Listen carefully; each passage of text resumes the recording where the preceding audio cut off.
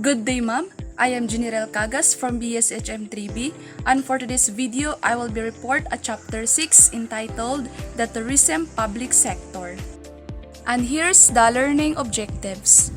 First is identify the various government agencies involved in the development and promotion of the tourism industry as well as their functions. Second, describe the relationships of these agencies with one another. Third, explain the possibility of public service as a career in the industry. The Philippines tourism industry is crucial for government development and promotion, necessitating partnerships with the private sector and local community cooperation. In 1973, the Philippine government established the Department of Tourism to promote trade, tourism development, and foreign visitor attraction, fostering Filipino pride and commitment. Next, Department of Tourism. The Department of Tourism, or DOT, was established by Presidential Decree No.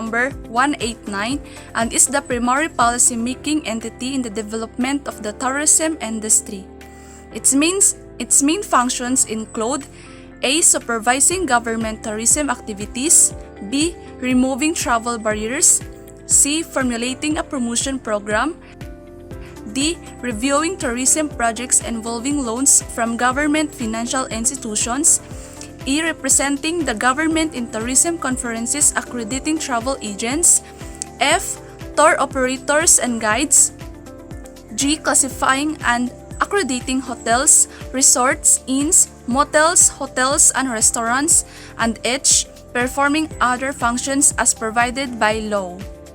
Next is the PTE has general powers, and these are A. To implement Department of Tourism policies, B. Promote tourism projects in the Philippines, C. Assist private enterprises in undertaking tourism projects, D. Operate essential tourist facilities, E. Ensure land availability for private investors, F. Coordinate with local governments, governmental agencies, public corporations, and private entities to accelerate growth and development of tourism in the Philippines, responsive to local and international travel market needs. Next, the Intramuros Authority is responsible for formulating, coordinating, and executing government programs, projects, and activities in Intramuros. It enters into contracts with private entities and government agencies for effective discharge of its functions.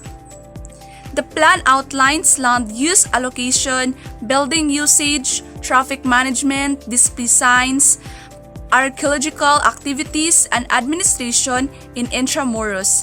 It also covers property, expropriation, cultural activities, restoration grants, and enforcement of laws and regulations. The individual oversees archaeological activities and administrative services. Next is the National Center for Culture and Arts, or NCAA. Republic Act 7356 has been enacted in order to create the mandate of the National Center for Culture and Arts. Its functions are as follows. These are: formulate policies for the development of culture and the arts, to coordinate and implement the overall policies and program of attached agencies on the development of culture and arts as stated under Executive Order No. 80. Administer the National Endowment Fund for Culture and the Arts. Encourage artistic creation within a climate of artistic freedom. Develop and promote the Filipino national culture and arts, and preserve Filipino culture heritage. So, Republic Act 8492 separates the National Museum from the National Commission of Culture and Arts, transferring it to the Office of the President for budgetary purposes. Next, Department of Labor and Employment. The following are the functions of the Department of Labor and Employment, or DOLE.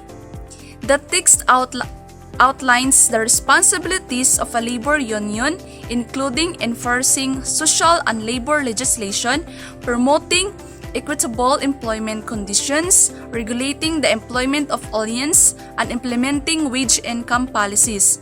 It also emphasizes the importance of maintaining a harmonious, equitable, and stable labor relations system that supports national economic policies. The union also upholds the right of workers and employers to organize and promote free collective bargaining and ensures fair settlement of labor and industrial disputes through various methods.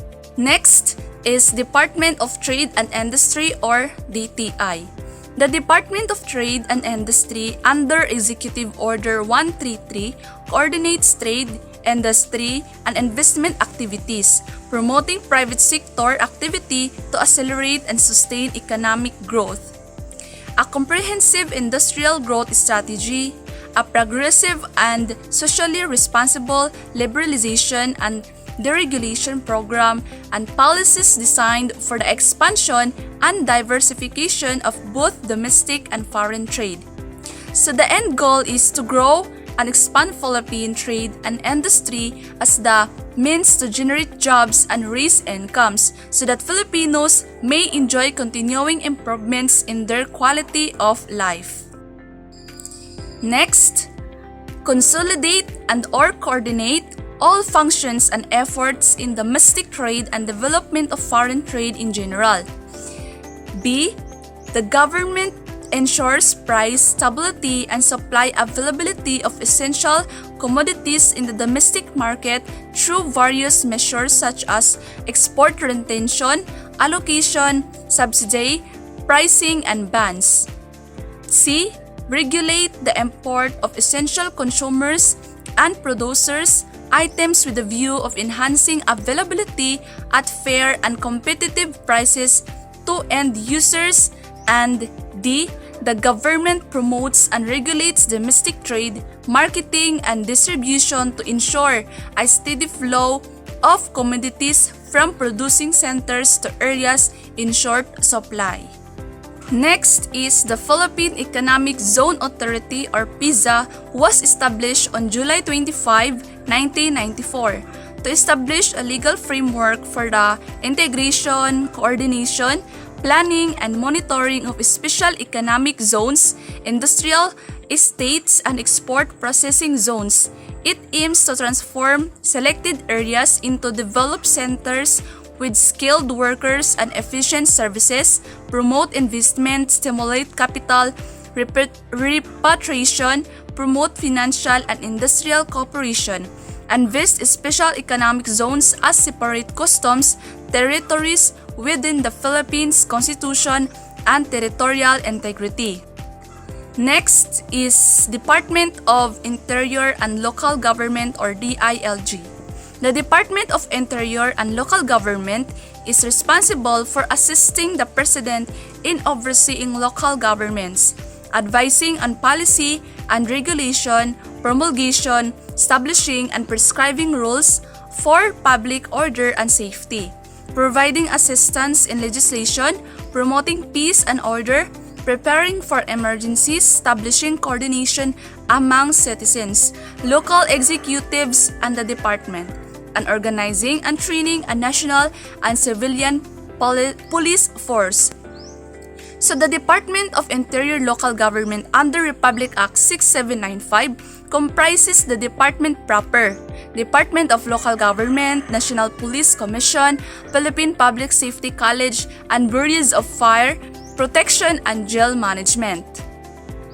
Next is under Republic Act 1937, June 22, 1957, entitled Revising the Tariff and Customs Laws, the General Duties as amended by Republic Act No. 9135 dated April 27, 2001, the powers and jurisdiction of the Bureau shall include: first, assess and collect lawful revenues; second, prevent smuggling and other frauds; third, control vessels, aircrafts doing foreign trade; fourth, enforce tariff and customs laws; fifth, controls the handling of foreign mails for revenues and prevention purposes; sixth, control import and export cargoes; And lastly, jurisdiction over forfeiture and seizure cases.